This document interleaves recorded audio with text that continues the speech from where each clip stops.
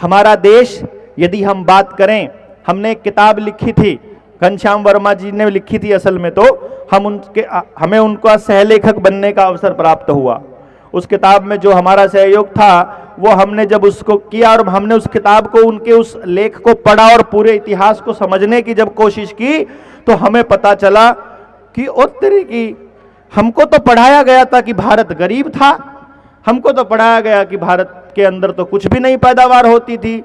हमने देखा कि सन 1600 में जब कहते हैं कि ईस्ट इंडिया कंपनी भारत में आई है, उससे 100 साल पहले भारत 24.4% पूरी दुनिया की जीडीपी का 24.4% हिस्से के साथ पहले नंबर पर है पूरी दुनिया में भारत, सन 1500 में। यानी अगर आज हम 2025 की बात करें तो मात्र 500-600 साल पहले की बात कर रहा हूं मैं, हम पूरी दुनिया में पहले नंबर पर।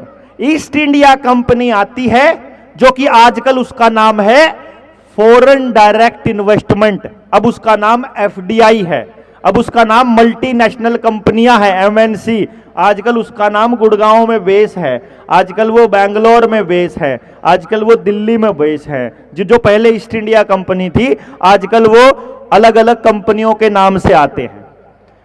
उस वक्त जब मैं बात कर रहा हूं, ईस्ट इंडिया कंपनी के आने से पहले नंबर पर है, और जब 1600 में ईस्ट इंडिया कंपनी आ चुकी है तो 1700 में भारत दूसरे नंबर पर आ चुका है, पहले नंबर पर चाइना है।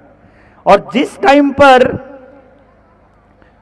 1600 ईस्वी में इंग्लैंड की ईस्ट इंडिया कंपनी भारत में आती है, उस वक्त टॉप के 15 देशों में इंग्लैंड कहीं नहीं है।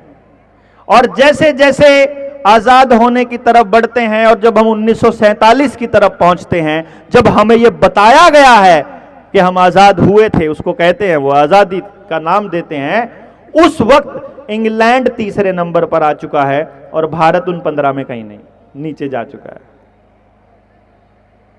समझ रहे हैं बात को आप? यानी कि हम पहले नंबर से नीचे आ रहे हैं और वो कहीं नहीं से ऊपर आ रहे हैं।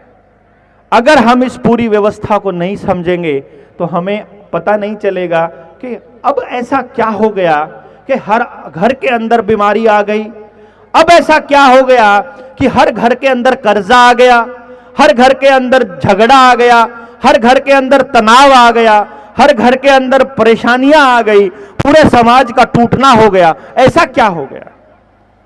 ऐसा होने का एक ही कारण है,